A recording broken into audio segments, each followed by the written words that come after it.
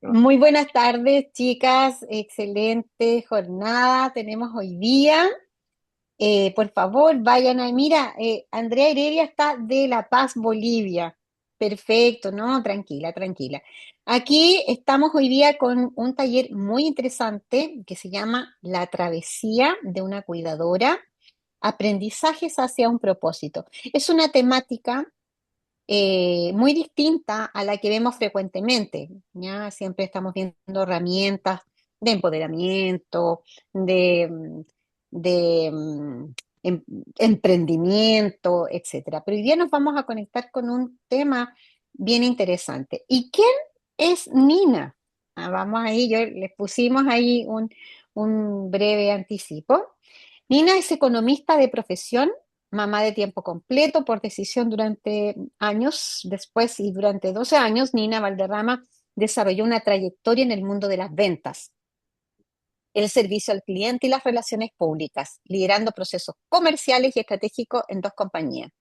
Su experiencia le permitió entender a profundidad la importancia de la conexión humana en los negocios y cómo el crecimiento eh, profesional debe ir de la mano del crecimiento personal. Desde el 2023 es escritora, autora de los libros El poder del nombre y El viaje de una solopreneur.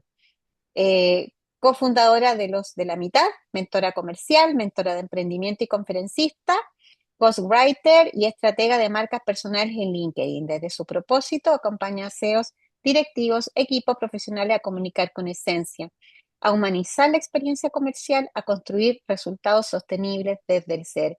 Muy bienvenida, querida Nina Valderrama, desde Colombia, voluntaria internacional del programa Grandes Mujeres. Queda el micrófono a tu disposición por una hora completa. Muchísimas gracias, Ana, y muchísimas gracias a las personas que ya se conectaron y a las que se van a conectar o las que nos vayan a ver en diferido. Voy a compartir pantalla para respetar el tiempo de todos. Por favor, me van diciendo si se ve la pantalla, si se ve ya mi Word, mi PowerPoint, perdón.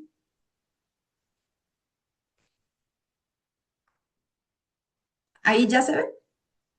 Sí, Nina, se ve, se ve. Ok, listo. Voy a achicar esta pantalla y vamos a comenzar esta aventura. Quiero comenzar haciéndoles un test. ¿Sientes que a veces te divides entre ser cuidador y tu propia vida? ¿Alguna vez has sentido que estás en medio de dos mundos? ¿Te sientes comprendido por tu entorno y por la sociedad? ¿Estás manejando el estrés y el agotamiento emocional? ¿Eres de los que pide ayuda o de quienes delegan? ¿Se han visto afectadas tus relaciones personales y profesionales? ¿Cuentas con recursos o herramientas para hacerte la vida más fácil?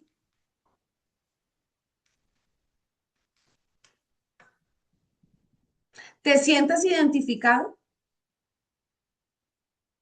Y otro test. ¿Conoces a alguien que a sus 79 años tenga 6 infartos?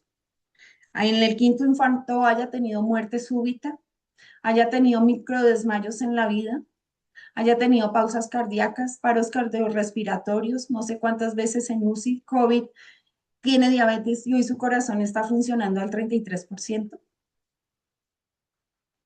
¿Conoces a alguien que a sus 45 años comenzó a sufrir de la vesícula? Lo operaron, a las 7 horas le hicieron una segunda cirugía, a los 8 días tenía peritonitis, estuvo 12 días en UCI, 2 cirugías más y duró 9 meses con abdomen abierto. ¿Conoces a alguien que a sus 65 años le diagnostican cáncer de seno, quimioterapia, ha tenido cirugías de vesícula, hospitalizaciones diversas por diverticulitis? Hace 2 años le hicieron mastectomía a sus 79 años. Al mismo tiempo le redujeron su otro seno. A los 4 meses le hicieron histerectomía y el año pasado le hicieron trasplante de rodilla. ¿Conoces a alguien que en su adolescencia tuvo una enfermedad huérfana que duró 7 años, que el diagnóstico duró muchísimos meses, pasó por todas las escalas de medicamentos, no encontraban la causa y el resultado era una osteomielitis crónica multifocal recurrente? ¿Conoces a alguien que a sus 7 años comenzó con fuertes dolores de estómago, muchas hospitalizaciones. A sus 15 años dicen que es la vesícula. Ha reprimido muchas emociones y le han dado otras enfermedades. ¿Conoces a alguien que haya vivido directamente todas estas experiencias con su entorno más cercano? Me presento, mi nombre es Nina Valderrama y llevo 32 años, no sé cuántas horas, acompañando en clínicas, en salas de espera, en hospitalizaciones, en médicos, en salas de salidas salas de cirugía, cuidados intensivos. 32 años con muchas tristezas en el alma, 32 años sin dormir, 32 años de mucha ansiedad y de muchas lágrimas en los ojos. Transitando 32 años, aunque estuviera acompañada, siempre me he sentido en soledad y transitándolo en silencio. Y así he parado mi vida y congelado el tiempo por los demás. Esas personas que yo nombré son mi padre, en ese momento mi marido o mi ex marido, mi madre, mi hija mayor y mi hija menor. Y caí en el peligroso juego del ego, porque yo me creía la mujer maravilla, la chica superpoderosa, la que todo podía, la que no necesitaba ayuda de nadie, la que tenía el control, que si yo no estaba, las cosas no iban a funcionar. Y me volví una adicta al trabajo para disfrazar mis emociones. Al mismo tiempo que yo atendía todos mis roles como cuidadora, trabajaba, porque era la forma en cómo yo disfrazaba todo lo que estaba sintiendo. Yo llevaba una doble vida, me duplicaba y me clonaba, atendía y trabajaba. Y como no paraba para mí, la vida se encargó de parar por mí. ¿Y cuáles fueron las consecuencias físicas de guardarme todo en el cuerpo? Durante 4 años tuvieron que hacerme 4 cirugías de hernias, me bajaron 2 cálculos renales y me hicieron una litotricia para bajar los 7 que quedaban. Durante 4 años había reprimido muchas cosas en el alma y el colon es el cerebro del alma y por eso reventaba a través de hernias. Los cálculos son los miedos que había acumulado en la vida. Miedo a quedarme huérfana, miedo a quedarme viuda, miedo a perder a mis hijas.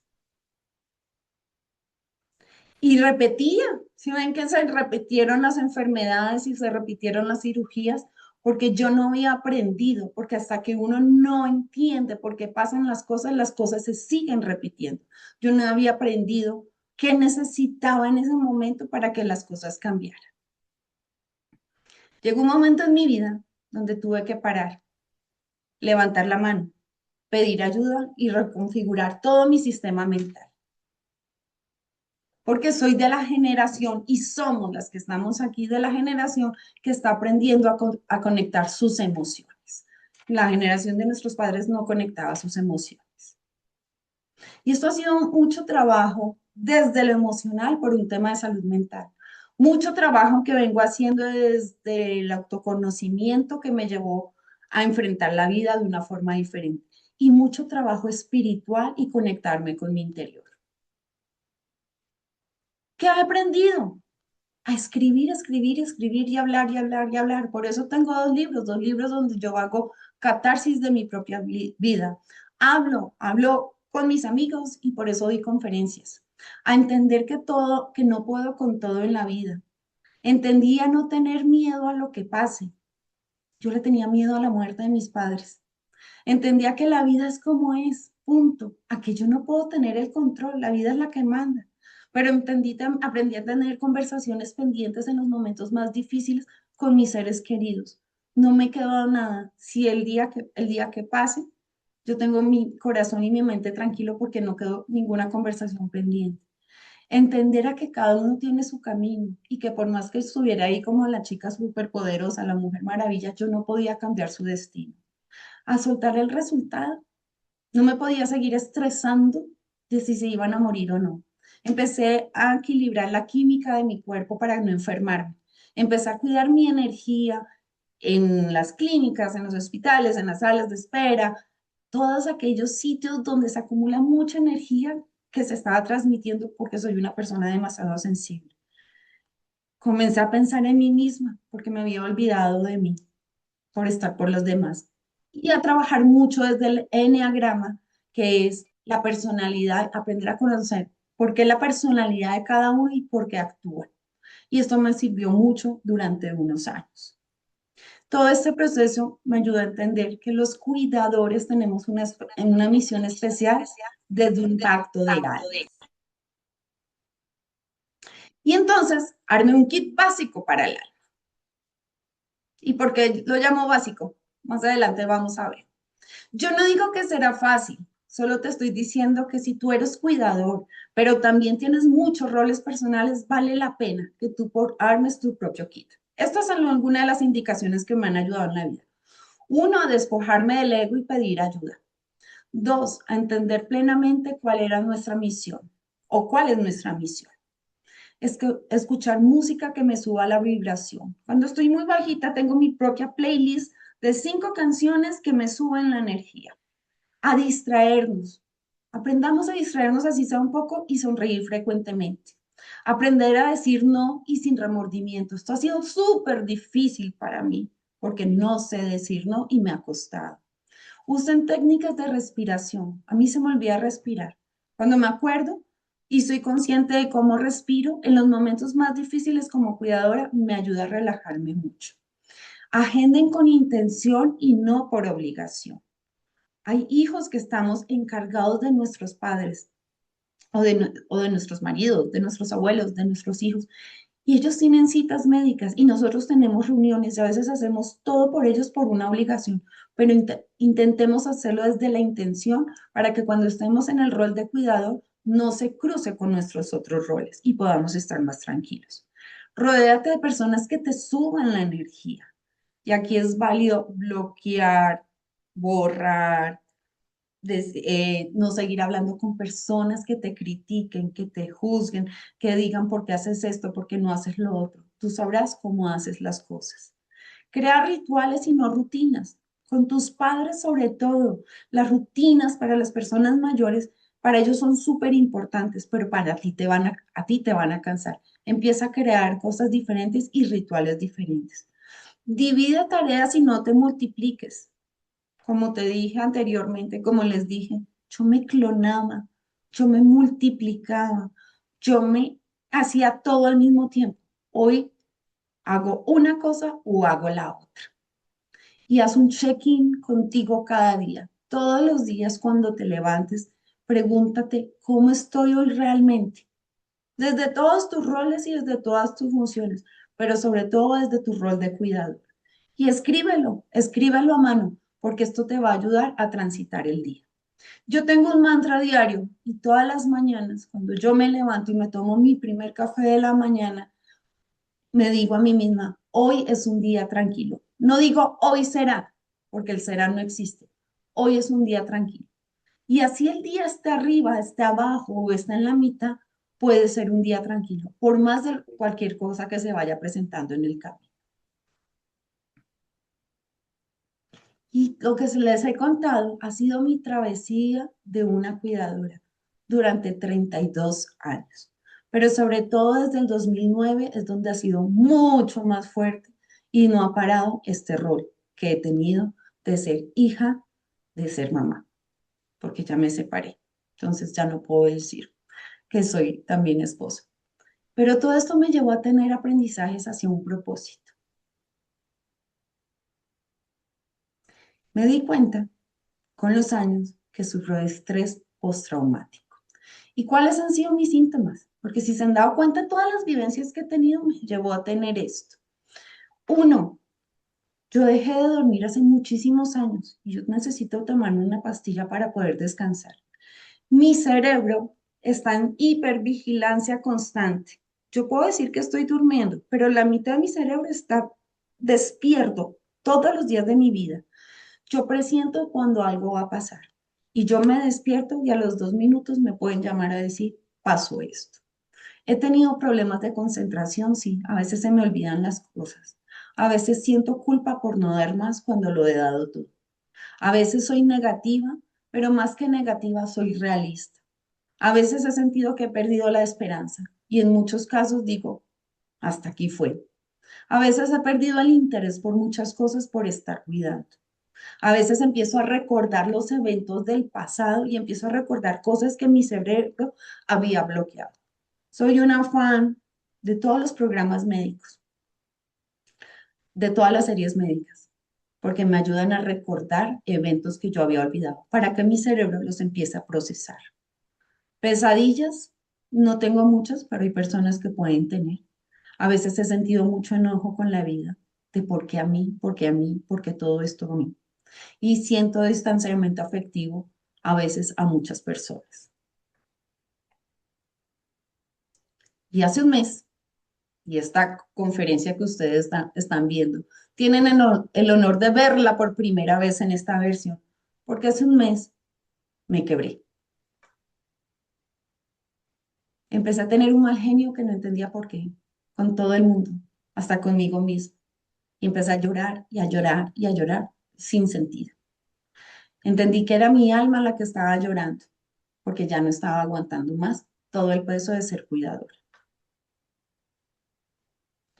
Y esto me llevó a entender que yo estaba llorando, llorando, llorando y vivía de mal genio porque no se me había acabado el amor por mis padres, se me había acabado la paciencia de ser cuidadora. Y esto va mucho con la parte de qué personalidad tengo yo. Y les voy a confesar, yo soy Aries, yo soy fuego puro, yo soy así. Claro, cuando a mí se me acaba la paciencia, pues yo soy dramática. Yo digo, yo quiero venderle mi vida a Netflix porque me dan unas películas en mi cabeza, pero es parte de mi personalidad. Esto también se empezó a sentir en síntomas físicos y en estados emocionales momentáneos, pero que después de un mes todavía los estoy sintiendo. ¿Y cuáles fueron los síntomas que me di cuenta que mi paciencia se había acabado como cuidadora? Uno, empecé a no aguantarme ningún ruido, ninguno, hasta el más mínimo me daba ira, me daba pánico, me daba ansiedad, tenía sensaciones muy fuertes que no podía controlar. Y asimismo los sonidos normales los estaba sintiendo mucho más fuertes. La televisión a un volumen normal para mí ya era exagerado. Y eso es parte de cuando se te está terminando la paciencia, lo que empiezas a sentir. Empecé a sentir una sobrecarga sensorial, desde el oído, la vista, desde el tacto, no me aguantaba que ni me abrazaran, no me aguantaba a veces ni hablar, no me aguantaba ver las cosas, los puntos fijos me estaban causando algo. Y esto pasa cuando estamos con mucho estrés, cuando estamos quemados o cuando tenemos mucha ansiedad. Y es cuando estamos, y no sé si en otras partes del mundo se diga, pero aquí en Colombia, cuando la copa está llena. O sea, mi cuerpo, mi mente llegó a un punto en decir, no quiero más, no puedo más, no me aguanto más porque mis sentidos me lo están diciendo. ¿Y qué me pasó? Que me agoté emocionalmente, me reventé el 9 de diciembre del 2025. Estando yo sentada aquí, tenía una conferencia al día siguiente, estaba haciendo mi contenido para LinkedIn como generadora de contenido y me quebré, y me quebré, y me quebré, y me tocó decirle al grupo de personas a las que les iba a dar la conferencia, lo siento, no soy capaz. Les voy a hablar de buena energía cuando mi energía no está bien. Y me di cuenta que mi tolerancia a la vida estaba llegando a cero. No me aguantaba absolutamente nada. Y eso es lo que llamamos cuando vamos a hacer un cortocircuito. Y ese cortocircuito me empezó a llevar, yo quiero salir corriendo, yo quiero salir corriendo, yo no quiero cuidar más, yo no quiero estar aquí, yo no quiero nada, absolutamente nada. Y es la forma en que el cuerpo te está diciendo que tienes que escapar porque tu mente está llegando al límite. Puede ser de una forma simbólica, pero es de una forma real. Cuando tú ya dices, no puedo más. Y esa necesidad de huir es una señal de que tú has, como cuidador, has sostenido demasiado a los demás durante demasiado tiempo. Como les digo, llevo 32 años. El 10 de diciembre colapsé. ¿Y cómo colapsé? Ay, perdón. ¿Y cómo colapsé? Me sentí desconectada energéticamente de todo lo que había a mi alrededor. Me sentí desconectada de mi trabajo y de mi rol como cuidadora. Yo decía, si les pasa algo a mis papás hoy, no me importa. Y se los estoy diciendo abiertamente. Era tal la desconexión que yo decía, si pasa ahí algo, no me importa. Y caí a las 4 de la tarde, me dio muchísimo, muchísimo, muchísimo sueño. Dije, me voy a recostar un rato. Me desperté prácticamente a los 5 días.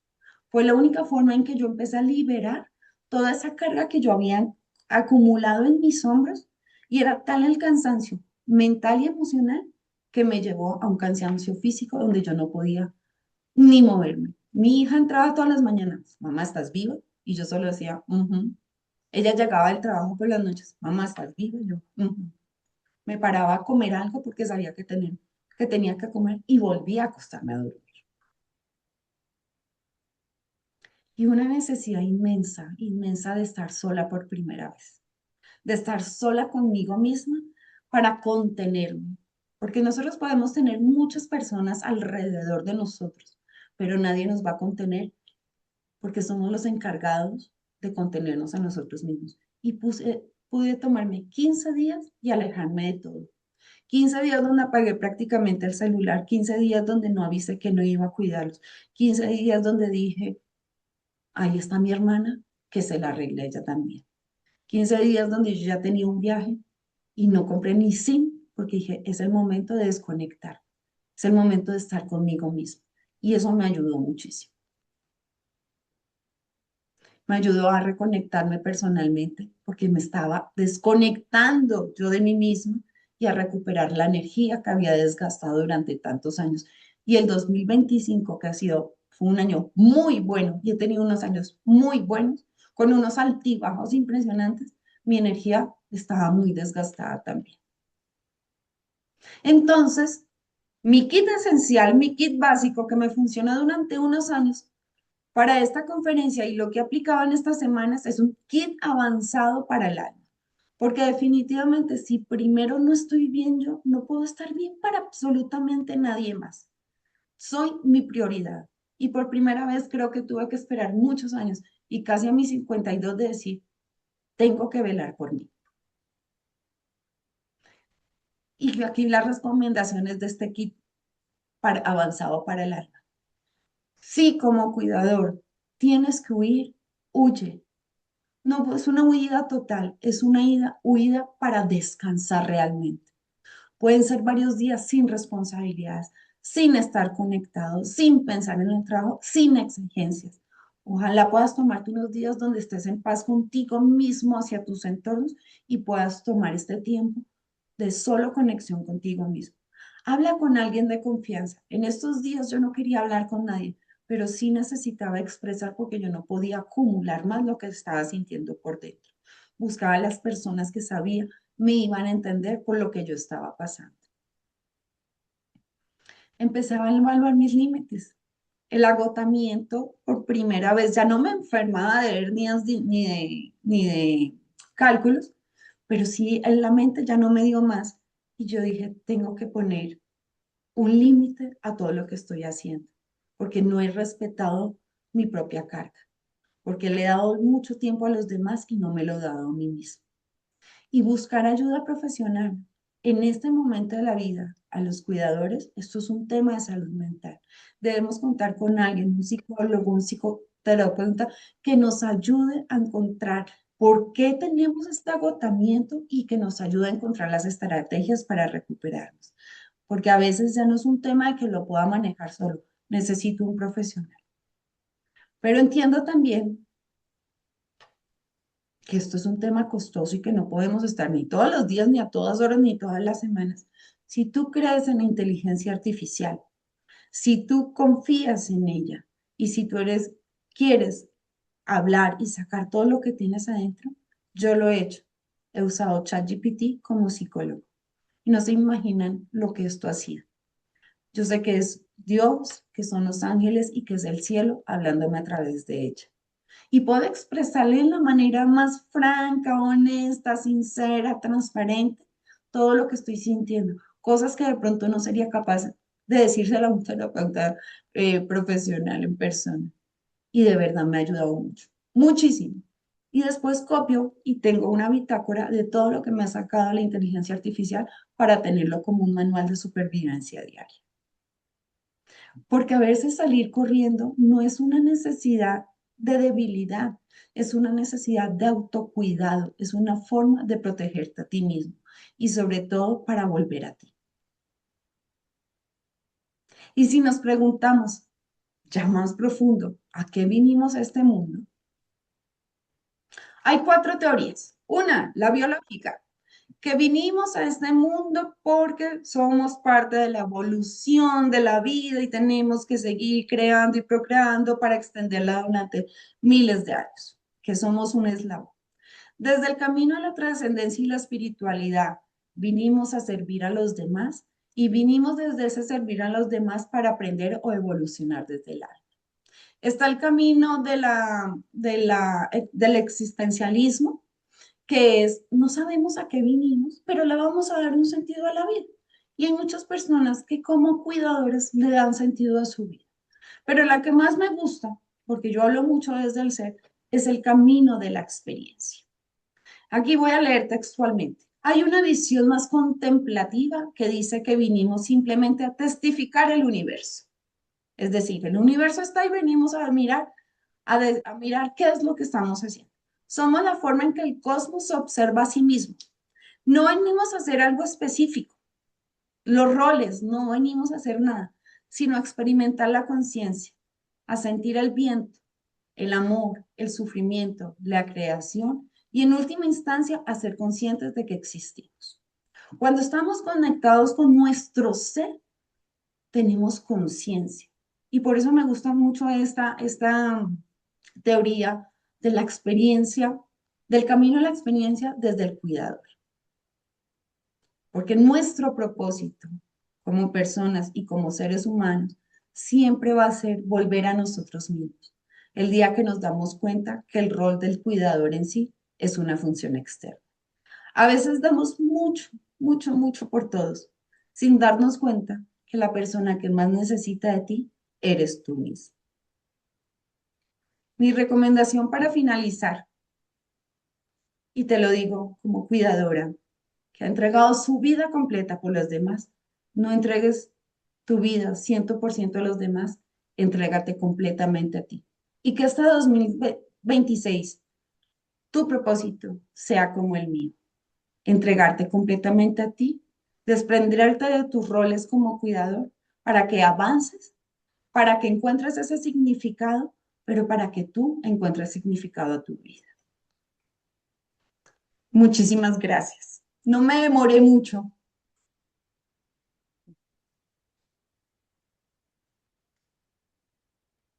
Ah, buenísimo, Excelente, Nina. buenísimo, Nina. Qué Nina, escuchar Preguntas. eso. qué duro escuchar tu testimonio, porque en realidad uno a veces sigue acumulando cargas y inconscientemente no le tomas el peso a eso. Y no significa, mientras te escuchaba pensaba, no significa solamente ser cuidadora desde el punto de vista físico con presencia.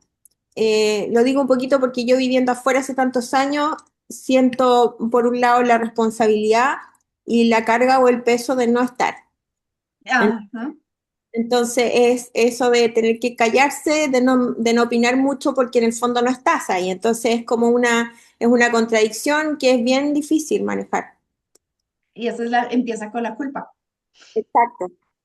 A mí me pasa todo lo contrario. Yo vivo a 200 metros de mi papá y de mi mamá. Entonces la carga la he tenido yo.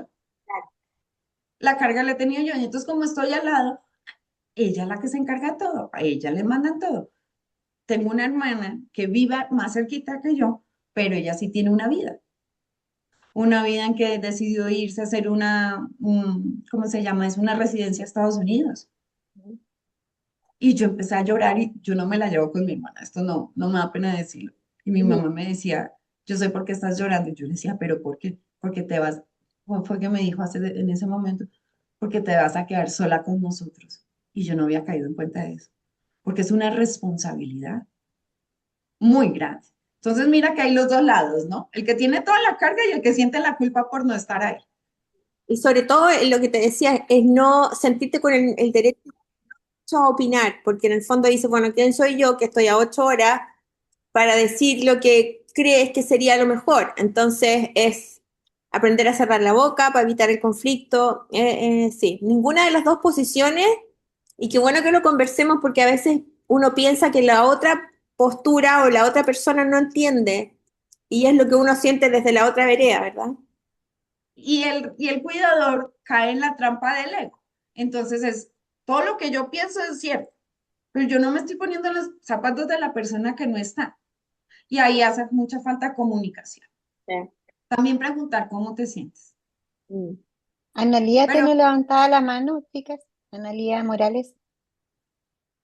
Hola, ¿cómo están? Muy buenas noches con todos, hola, con todas. Sí, quería primero darte gracias, Nina, por tu historia de vida, porque es eso, y atreverte a poder contarla y sobre todo a tomar conciencia de lo que te estaba pasando, que muchas veces eso es lo que nos cuesta. En realidad poder reconocer que nos está afectando y poder buscar ayuda. Entonces, considero que todos podemos estar en ese mismo, en tus zapatos. ¿Por qué? Porque incluso siendo profesionales de la salud, hay momentos en los que también nos agotamos. Por eso es la importancia de siempre contar con alguien para hacer catarsis. Y para mí también eso son ustedes semana a semana, compartir con ustedes estos espacios para mí son muy significativos. Así que te agradezco. no, tiene lía. Yo creo que todas aprendemos y todos desde lo que hagamos diariamente, perdón, estoy trabada, pero es que tengo la tos aquí atravesada y no quiero toser. Todo lo que hacemos diariamente, todo lo podemos poner al servicio de los demás y entre todos construimos comunidad, porque todos tenemos diferentes roles y funciones. Y por algo, estar en nuestro grupo no es casualidad, sino causalidad, para que entre todos aportemos desde los zapatos de cada uno. Porque puede ser que lo que a mí me pase le esté pasando a otra persona. Nina, una consulta. Ahí Bego puso algo que me hace mucho sentido. Em, sí, me parece que fue, sí, Bego. Dice que todos tenemos decisiones personales, ¿ya? Eh, en mi caso también, igual que Pia, emigré. El año que emigré falleció mi padre y mi madre con Alzheimer sufrió una ACV. Somos cuatro hermanas, yo soy la mayor y estoy a miles de kilómetros y mis otras hermanas, y hay una, siempre hay una que se hace cargo. También al igual que Pía, yo no trato de no opinar, trato de no cuestionar, trato de evitar el conflicto, pero mi punto es que creo que siempre, y valoro mucho a la persona que es cuidadora, de verdad, y la admiro, pero también siento que existe un cuestionamiento a quienes por un proyecto de vida no podemos ejercer el rol de cuidadores directos. Ujú. Y hay un cuestionamiento social, familiar, tremendo, y, y que eh, uno, la verdad, eh, genera culpa aunque no lo quiera, y un dolor y una emoción de tristeza profunda. Entonces, quisiera que, no sé, no solamente tú, Nina, sino que todas las que estamos acá, alguna quisiera contar su experiencia, la que no es cuidadora directa, la que le ha tocado por las cosas de la vida, por las decisiones personales, estar en la otra vereda, como la hermana egoísta que decidió hacer su proyecto personal. Y perdón antes de que alguien hable. Los que cuidamos vemos con los ojos de egoísmo a los que hacen su vida, pero tiene que hacer su vida, pero también encargarse de sus padres. Entonces, ese es un conflicto que uno lleva también encima. Sí, totalmente. Quiero dar la palabra a alguien más. ¿Alguien más quisiera compartir? ¿Aló? ¿Me escuchan? Sí. Sí. Hola, hola a todos, qué gusto estar aquí hoy día y ver las caritas de algunas de ustedes. Sabes que a ver, escuché con calma toda la charla de Nina y, y no sentía hacia dónde iba bien lo que Ujú. estaba diciendo, pero me revocó, hace 3 años falleció mi mamá. Y como dicen, siempre hay alguien que tiene que cuidar. Yo también vivía lejos de donde vivían mis padres, pero cuando falleció primero mi papá, 17 años, vio a mi mamá que se mantuvo sola, completamente haciendo sus cosas, actividades, hasta que de repente enfermó y su enfermedad la llevó a vivir 3 años solamente con la enfermedad, que sí. Pero ahí nos combinábamos con mi otro hermano que vivía lejos también de la ciudad, en turnarnos para que mi hermana saliera, para que ella también pudiera distraerse, al menos un fin de semana o cada 15 días, o si había algún tipo de eventualidad. Pero me queda la sensación, la siguiente sensación. Si hubiera estado en mí, eh, haber estado cerca de mi mamá, no hubiera sido un peso, porque uno tiene que hacer las cosas con amor. Ujú. No sintiendo, ¿cierto? No sintiendo ay, qué lata tener que hacerlo. Yo tuve una muy bonita relación con mis padres, muy cercana, con mi mamá también, muy compinche, pero también habían otros factores. Mi mamá tuvo que irse a ir a la casa de mi hermana. Entonces de repente habían roces con la hermana. Uno tenía que callarse muchas cosas por respeto a la salud de la mamá. Y uno se va cargando con mucha amargura también de cosas que suceden entre los hermanos. Y de repente te empiezas a sentir un poco aislada porque van tomando como equipo otros y uno va quedando relegada y empiezan ha sido todo un proceso, ha sido todo un proceso esta situación. Y, y lo que tú dijiste, Nina, el de también darse el tiempo para uno. Yo tuve que hacer todo un camino de sanación, de agradecimiento a mis padres, de ayudar a que mi mamá se fuera de este mundo tranquila porque no lo pasó bien el último mes. Eh, Y también uno saber que lo hizo bien dentro del tiempo y la disponibilidad que tenía. A mí me hubiera encantado haberme traído a mi mamá y que hubiera vivido sus últimos años conmigo, pero ella no iba a dar ese brazo a torcer, pero era muy independiente. Pero dentro de lo que me tocó hacer, lo hice bien, creo que lo hice bien, pero para los otros nunca va a estar bien. Nunca. Porque cuando los otros, claro, porque cuando los otros lo sienten como un peso, una obligación, quieren que también lo sientan los otros. ¿Ah? Y ahí, Entonces, sí, no, no, termine y yo te digo. claro, entonces todos, ¿a qué voy? Y con esto quiero redondear y terminar, que también lo comentaba con una amiga el otro día, que uno en la vida creo yo que tiene que hacer las cosas bien, no porque te vayan a premiar, te vayan a condecorar o vayan a hablar mejor de ti. Es porque en la vida las cosas hay que hacerlas bien nomás, y punto, Ujú. y punto. ¿Ah? Dentro de las facultades de cada persona, facultades emocionales, facultades físicas, facultades económicas, de todo tipo. Pero al hacerlo hay que hacerlo bien. Así que yo también admiro mucho a la persona que está a cargo de cuidar a otros, porque no fácil no es, dejan de lado su vida y lo que te pasó a ti, Nina, es un aviso, la vida te está mandando señales de decir, no todo lo tienes que hacer tú eres una persona, un ser vivo, estás aquí para disfrutar la vida, vivirla y darte tu espacio.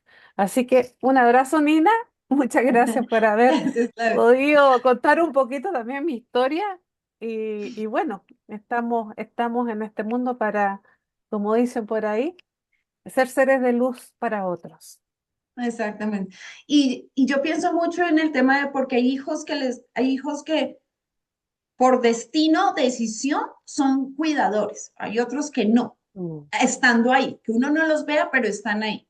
Y yo por eso digo, en alguna parte no sé si alcanza, es una misión que nosotros tenemos. Los hijos cuidadores es una misión especial que nosotros tenemos. Y es como si desde arriba nos hubieran dicho, y desde el pacto, usted es el encargado de. Yo, yo tengo un libro, mi primer libro, es una es un homenaje a mi padre. Es un homenaje a mi padre porque lo admiro inmensamente. Está mi historia completa, es mi autobiografía con muchas cosas, pero nace como una catarsis, no catarsis mala.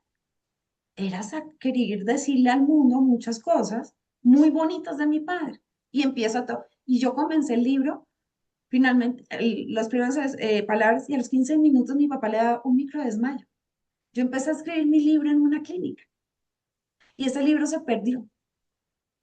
Un día fui a buscarlo y no sé si es que se grabó, no sé de dónde lo archivé, nada, y después nace otra versión. Y yo digo, la inmensa satisfacción que yo tengo de ser la hija de mi padre y de mi madre, eso no me lo quita. Y hoy puedo decir, el día que mis papás se mueran, hice todo lo que estuvo en mis manos, pero allá voy, hice todo lo que estaba en mis manos y por eso me tocó darle una vuelta para esta conferencia, porque hace un mes me quebré. Cuando yo me postulé, no tenía las partes finales de esta conferencia, porque es ahí donde quiero también decir, uno se puede quebrar. Así Y no es. es falta de amor, no es falta de compromiso, es porque física y mentalmente tu cuerpo ya no da más. Así es, Nina. Y no somos superwoman, ¿ah? No lo somos, ninguna. No sé quién estaba primero, creo que Begoña. Nos quedan poquitos minutos, nos quedan 15 minutos, pero me gustaría que hablara Beguito. No sé quién, parece que después Liz Liz, y después Ya. estaría Iris. Sí, señora. Ya, perfecto. Muchas gracias, chicas, para que respetemos los minutos para que todas hablen. Gracias, Nina, por tu testimonio. La verdad que yo creo que a veces cuesta mucho hablar de este tipo de cosas, pero también yo quiero reconocer que hay personas que tienen distinto tipo de sensibilidades. Hay personas que se quiebran con cosas muy poquitas y hay personas que les han pasado cosas terribles y, y no se quiebran. Entonces, de repente, yo me encuentro con personas, por ejemplo, que como que me tratan de dar una lección de vida y cuando sé su historia yo digo, ni la mitad de lo que me pasó a mí, por decir algo, ¿ah? Y no quiero que me malentiendan, sino que en el fondo yo creo que todos los dolores son válidos y todas las situaciones son válidas. Eh, yo personalmente estoy 100% de acuerdo con la Claudia Cerda, porque yo creo que el cuidado es cuando queremos cuidar un hijo, cuando queremos cuidar un papá, cuando queremos, tiene que ser, es una decisión personal. Es definitivamente una decisión personal. Aquí, por más que yo tenga un hermano en el extranjero, que yo tenga una hermana que vive al lado de mi mamá o de mi papá, todo depende de la relación que yo quiero tener con mi mamá y con mi papá. Y puedo exacto. vivir a lo mejor al lado, ser vecina, y no la voy a cuidar.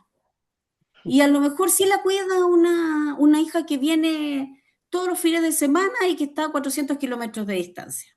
Entonces, yo creo que cuando nosotros pasamos por ese proceso y estamos pensando en qué está pensando mi hermana o qué está pensando mi cuñado o por qué los nietos no lo vienen a ver y estamos enrollados en esa mala onda de que claro, que yo me ocupo y yo lo hago todo y yo soy la superwoman y nadie me valora, que lo único que estamos esperando es reconocimiento para nosotros, más que realmente el amor que le entregamos a nuestros papás. Entonces hay que tener harto cuidado desde dónde nos movemos. Personalmente, yo cuidé durante 12 años a mis papás. La Anita y la Pía conocen mi historia. Mi papá tuvo una ACV, estuvo 7 años en estado vegetal, mudándolo, alimentándolo por sonda, etcétera. Mi papá llevaba 3 años en esa situación y mi mamá cae con un cáncer de mama, grado 4, con metástasis pulmonar. Vivían a 100 kilómetros de distancia de Santiago, vivían en Rancagua y yo lo llevé a todos los controles, conseguí todos los kinesiólogos, conseguí todo, pues yo no vivía con ellos, pero yo todos los fines de semana los visité y era una opción. Mi hijo más chico tenía 6 años. 4 años después me separé, me quedé sola con mis 3 hijos y me hice cargo sola de mis 3 hijos, monetariamente, emocionalmente y todo. Entonces yo tenía mis 3 hijos, mi empresa, mi papá en estado vegetal, mi mamá con cáncer, y nunca me vas a escuchar quejarme, porque si tuviera que hacer todo de nuevo, lo voy a hacer de nuevo. Soy la mayor de 3 hermanas, pero fue mi decisión, porque en un momento dado, económicamente también podríamos haber dicho, oye, tomemos enfermeras, que sí las contratamos. Mis papás tenían una buena situación y tenían enfermeras de día y de noche, o sea, eran cuidadoras, porque mi mamá no se podía, mi papá para mudarlo, etcétera, etcétera. Pero, bueno, mi papá falleció el año 2018, seguimos con mi mamá, y yo a mi mamá la acompañaba a todos sus controles, a todas sus quimios, a Santiago, etcétera, y llegó la pandemia, y yo ya no la podía ir a buscar a su casa para traerla en mi auto a que se hiciera las quimios. Y mi hermana, que vivía en Rancagua, al lado de mi mamá, se tuvo que hacer cargo porque era la única forma de que mi mamá pudiera volver a hacerse sus quimios. ¿Cachai? Entonces de a poco se empezaron a involucrar cosas del destino, la pandemia, lo que sea, pero yo no podía estar físicamente, por más que quisiera. Entonces, al final de la época de mi mamá, muy dura, de su cáncer, yo estaba muy agotada. Yo entre medio tuve psiquiatra, psicólogo, no dormía, no comía, lo pasé pésimo, horrible. Mi separación entre medio, o sea, lo que te puedas imaginar. O sea, yo estaría para escribir 10 libros, no sé. Pero la verdad es que son cosas que a uno le pasan nomás, po. Y si, y, o sea, yo podría haber dicho desde el principio, no, yo no me puedo hacer cargo de mi papá, yo no voy a acompañar a los exámenes de mi mamá. Es una decisión personal y hay que hacerlo desde el amor, no desde el de que me vean lo que estoy haciendo para que me... No, yo no necesito que nadie me valide. Mis papás fueron papás extraordinarios, amorosos, cariñosos, y es como devolver la mano. Y es como estoy criando a mis hijos también. ¿Te fijáis? Hoy en día tengo a mi marido con la pierna rota, rota, se la cortó, se le rompieron los huesos en dos, se cayó el día 3 de enero, con fierros por fuera, por todos lados, un hombre súper activo, lo tengo ahí en una cama, absolutamente postrado, lo tienen que volver a operar, ponerle placa y qué sé yo y todo, y tiene para 3 meses. Y yo dije, bueno, ¿qué vamos a hacer? Pues? Nadie quiere romperse la pierna. Y si hay que cuidarlo, y si hay que llevarle un vaso de agua, y si hay que preocuparse de los medicamentos, se hace, ¿te fijáis? Pero no para que digan, oye, ella lo cuida, No, no, eso hay que soltarlo. Yo, lo que tú decías, el tema del ego, y estas son decisiones personales. Mi hija con artritis reumatoide, 27 años, estaba en Australia, trabajando, viviendo, pasando una experiencia increíble. Literalmente, como decimos en buen chileno, cagó. Temas hormonales, su artritis se activó, qué sé yo, y todo. Llegó de vuelta a Chile, estaba con psiquiatra, con reumatólogo, con endocrinólogo, con ginecólogo. Y hay que acompañarla y hay que estar. Entonces, no lloro, no me quejo, no digo qué más lo puedo hacer, yo quiero hacer.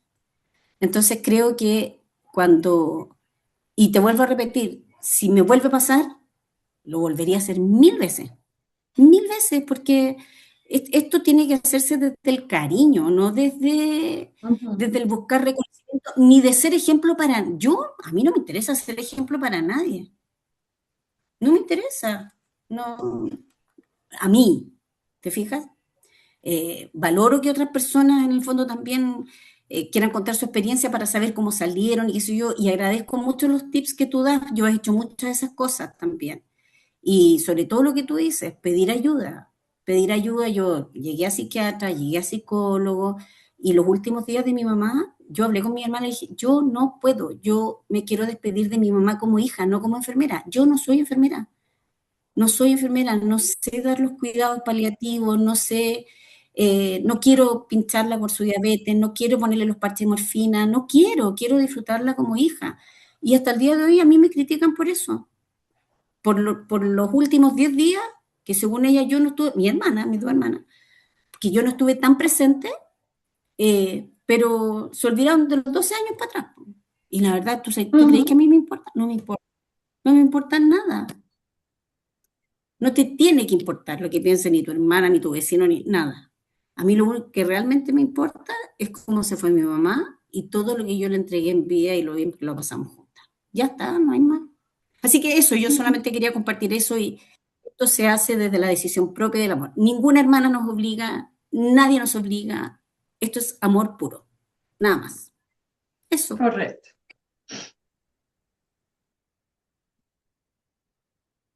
Liz, gracias, Bego. Liz, Y gracias Nina, Gracias. por contar tu historia. Yo lo que quiero contar es, yo creo que sí es no es solo una decisión propia, sino familiar. En mi caso, ya va a ser un año en febrero, tomamos la decisión, mi papá es un señor de 86 años que es decir, nos dimos cuenta que ya no podía estar solo. Pensaba que mi mamá cuando me llamaba y me daba quejas era cansancio, literal. Y yo me mudé el año pasado de país, estuve en Colombia viviendo en la casa de mi mamá como 2 meses mientras que hacía unos trámites y me di cuenta que no era, como decimos en Colombia, jodencia de mamá, sino era una realidad de que mi papá ya necesitaba ayuda. Y yo creo que una opción es buscar un hogar. Nosotros como familia nos sentamos, pues porque mi hermano estaba trabajando y tampoco tenía tiempo. Yo me estaba mudando de país, no podía hacerme cargo tampoco de él. Y mi mamá, ahí es también, hay una diferencia de edad, ellos se llevan 15 años de diferencia. Mi mamá es una mujer activa y ella también decía, es que es decir, me desespera. Hubo un momento en que decía, me quiero divorciar, tal cual. Entonces, como decisión, hablamos con él porque es una persona que todavía, pues, tiene uso de conciencia y dijimos, ¿cómo ve la opción de ir a un hogar? Y creo que ha sido la mejor decisión para la familia y para él, porque él se la pasaba muy solo en su casa, todos sus amigos han muerto, entonces podía vivir con mi mamá, sí, pero era una relación tan estresante que realmente no había ni paz para ellos, creo, y para mí era súper charro cada vez que hablaba con mi mamá dándome quejas de mi papá. Y ahorita que estuve en Colombia pasando fechas, yo creo que fue la mejor decisión ver a mi papá tan alegre, ver que en el hogar tiene sus amigos, hace actividades. Entonces yo creo que también es una posibilidad, no hay que cerrarse en que los hijos necesariamente tienen que cuidar a sus papás, si hay la posibilidad de ir a un lugar donde están personas que tienen el conocimiento, que están pendientes de ellos, y que uno ve el cambio, porque yo creo que mi papá es un hombre muy activo, pero la pandemia lo retrajo y se volvió muy retraído y bueno, y la muerte de sus amigos y quedar él solo, no tener como su círculo de amigos, lo llevó como a encerrarse y ahora verlo y también, pues afortunadamente encontrar un lugar que no huele a viejito, que para mí eso era un trauma. Cuando estábamos buscando un lugar, ver que ya otra vez tiene la rutina de bañarse todos los días porque no le gustaba empezar a bañarse, entonces ya tiene su rutina, ya. Para mí eso ha sido, digamos que la satisfacción de estar aquí lejos y decir, oh, ok, hablo con él cada 2 semanas y sí, un cambio que digo es una opción, entonces también creo que pues eso es una posibilidad que no hay que cerrarse a que los hijos necesariamente deben hacerse cargo si no hay si tú tienes una vida, si no te da el tiempo, pero también ¿qué? Hay que agradecer y bueno, es un don, Nina, porque cuidar personas de la tercera edad realmente me quito el sombrero y lo digo por mi abuelo, mi tía duró 15 años cuidando a mi abuelo. Y nosotros como familia, y yo soy consciente y digo, yo no tengo ese don y si tengo la fortuna cuando esté viejita, yo quisiera de verdad estar en un hogar, disfrutar mis últimos días tranquila y pues no ser un peso para alguien, porque en cierta medida yo, yo siento o veo que mi papá a veces era como mal geniado, cosas así, porque sentía que era un peso. Pero ahorita viéndole el cambio, yo digo, por Dios, esto era lo que necesitaba. Eso es lo que quería Ujú. Wow. comentar. Gracias, Liz. Vale. todos los casos son particulares y Ujú. únicos. Iris, Hola chicas, buenas noches. ¿Cómo están? Espero estén bien. Aunque bueno, llegué un poquito tarde, pero bueno, sentí que con el tema me conecto perfectamente porque también tengo una historia en cuanto a eso. Mi madre murió hace 10 años más o menos que salí de Venezuela, pero a la edad de 61 años le dio un ACV que la dejó en silla de ruedas por 14 años y coincido con Liz. Mis hijos estaban pequeños, mi hermana tenía su negocio, o sea, era un lío quién la cuidaba, que en sus primeros 3 años ella tuvo una evolución muy buena, ella vivía con mi hermana en principio. Luego de eso se empezó a deteriorar y bueno, hicimos reunión familiar, acordamos meterla en un buen centro de hogar. Mi hermana se muda de la ciudad, me quedo yo a cargo prácticamente 100% de mi mamá, porque aunque estaba en una casa hogar muy buena, yo tenía que dar la cara, tenía que llevar algunos medicamentos, o sea, yo tenía un trabajo muy, muy fuerte en el área financiera. Yo era gerente de presupuesto y eso, yo entraba a una hora, pero no sabía a qué hora salía. Entre eso, mis niños pequeños, o sea, hubo un tiempo en que colapsé, fui a una terapia. La terapeuta me dio ciertas recomendaciones de qué hacer, porque pues mi hermana tomó una actitud que yo siento que es la actitud que a ella la hacía sentir cómoda. Yo he aprendido con todo esto a que no, no debo aceptar juzgarme, ni debo aceptar que nadie me juzgue, ni puedo juzgar a nadie, porque cada quien es diferente y hay muchas Ujú. maneras de ver esto. Pero lo que me dolía profundamente era cada vez que mi mamá me decía, porque ella no viene, yo la quiero ver. Ella le crió un niño a mi hermana desde pequeñito, pues, y había como una conexión muy, muy linda entre ellos.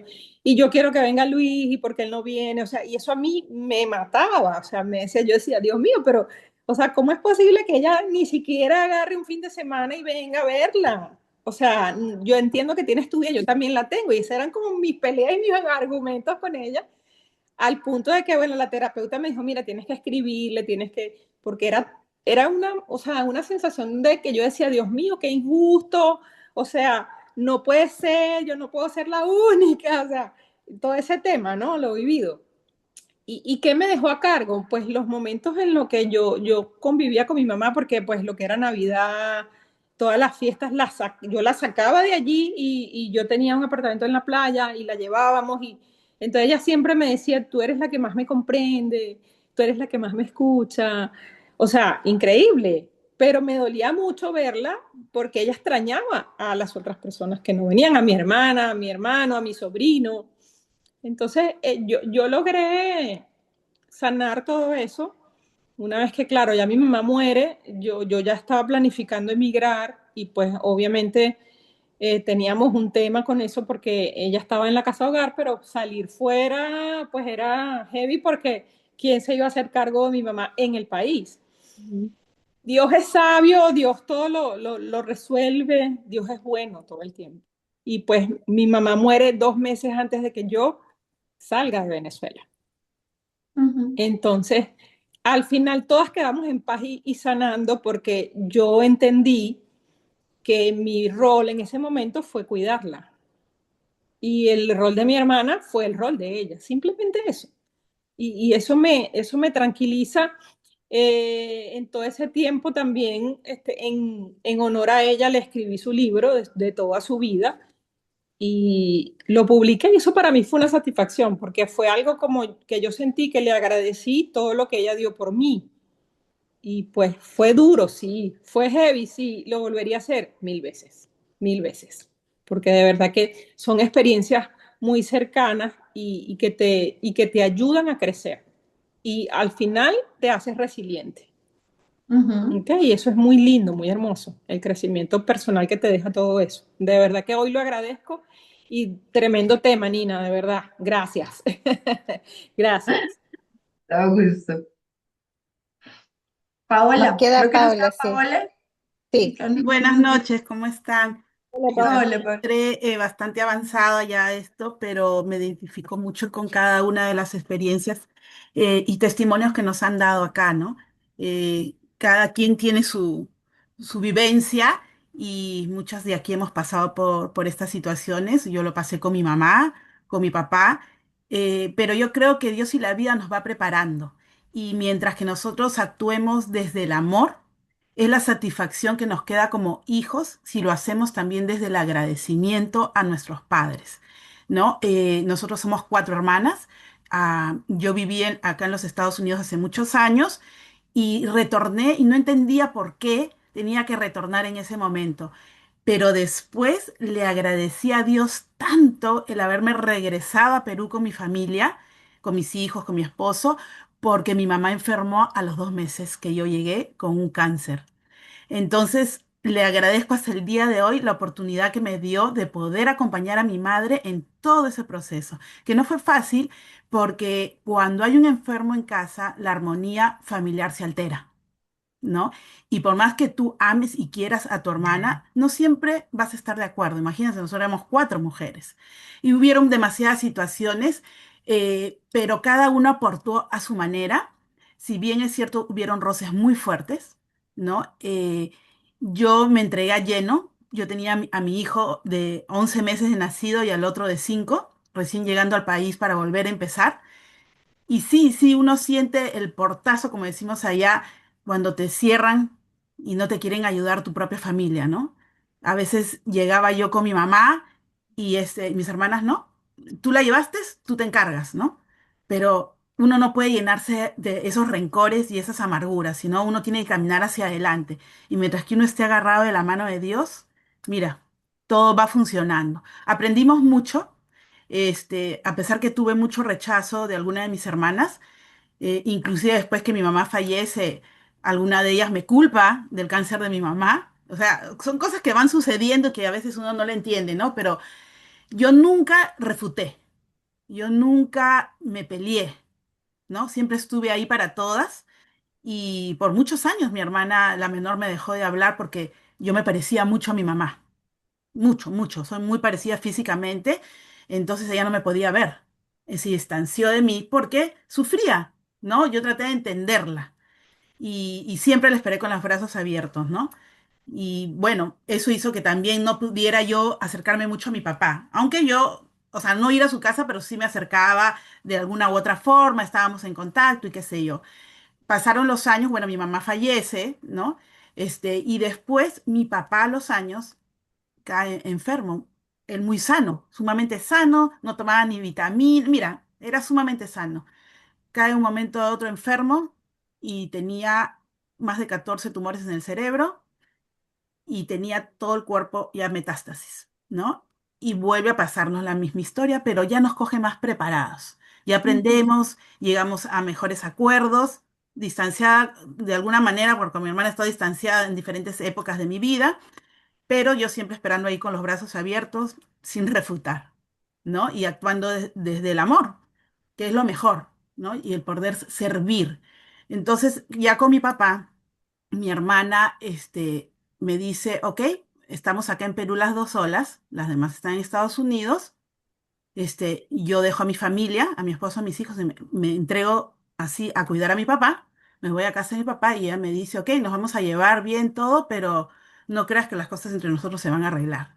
O sea, ¿no? Pero hay que aguantar para poder llevar la fiesta en paz, ¿no?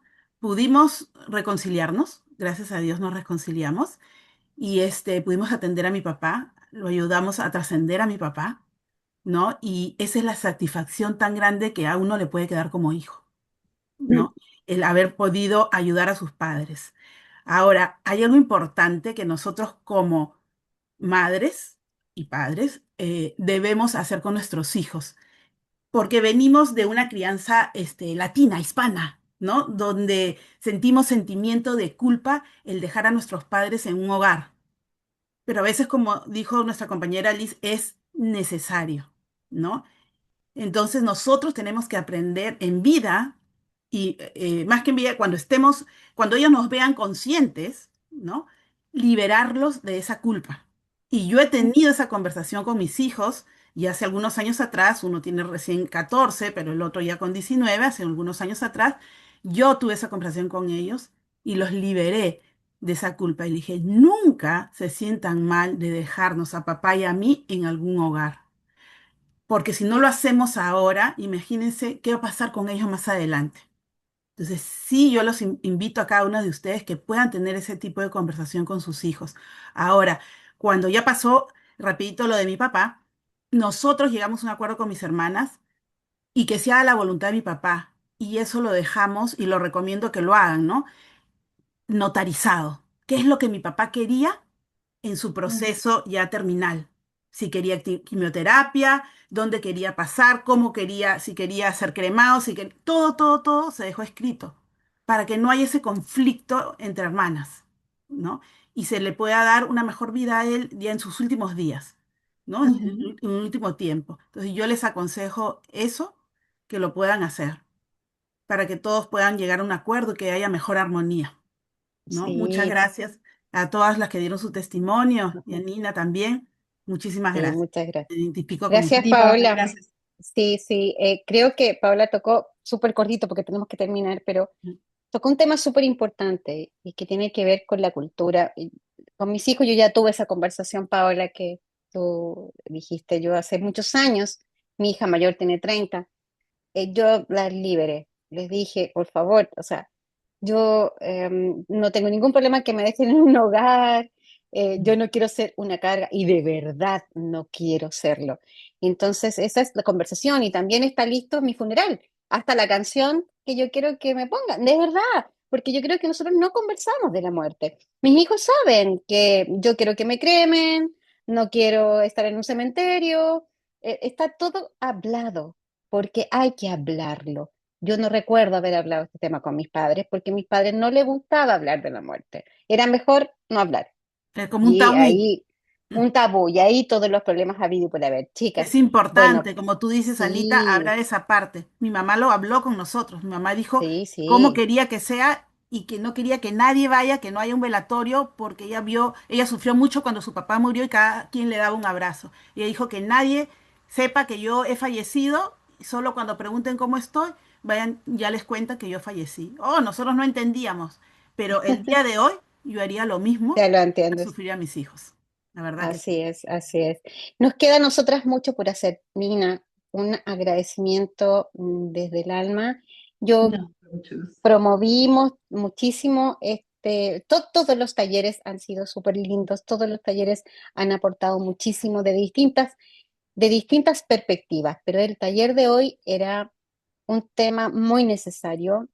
Eh, Agradecemos a todas las que han estado y como siempre, como es tradición, le vamos a entregar nuestro diploma a Nina Valderrama O por sea, su dedicación, esfuerzo y contribución, ¿cierto? En el programa Grandes Mujeres, dictando el webinar La travesía de una cuidadora, aprendizajes hacia un propósito. Y esto tiene mucho que ver, ¿cierto? Eh, con qué es una travesía, con qué es un viaje. Y es un viaje personal y un viaje familiar. No somos nadie para cuestionar a nadie, pero también comprender que una persona puede tener todo el amor del mundo y puede enfermarse. No se trata de falta de amor, el agotamiento y el cansancio frente a distintas situaciones, ¿no? Ese es lo que yo creo que comparto con Nina. Muchas gracias a todas. Ahí, por favor, si alguien quiere hacer algún comentario para cerrar. Sí, un no, poco ah, tuyo, Anita. Nina, un millón de gracias, porque creo que ese tema se habla poco, como hemos visto aquí. Estamos todas viviendo una etapa parecida, tenemos las edades en donde los papás empiezan a enfermarse y esto empieza a pasarnos a todos. Así que creo que tu proceso nos llegó, nos tocó a todas y que es una tremenda herramienta ver que no estamos solas, ni que los sentimientos que estamos sintiendo son válidos y nos pasa a todos. no, gracias a ustedes y precisamente como cofundadora de los de la mitad, hablamos con un socio, que ahora estoy sola yo acá, precisamente para hablar de estos temas que no se hablan y que muchas veces nos guardamos para nosotros solos. Solo se habla en el núcleo familiar y eso sí tenemos una buena comunicación, pero no salimos a hablarlos y es un tema que nos compete a todos porque si estamos aquí es porque tuvimos o tenemos padres. Ujú. Muchas gracias a todas. Gracias. Chao, chao. Gracias, Nos, bendiciones, nos vemos el gracias. próximo lunes, chicas. Un abrazo gigante. Cuídense mucho. Gracias. Adiós. Ay, gracias.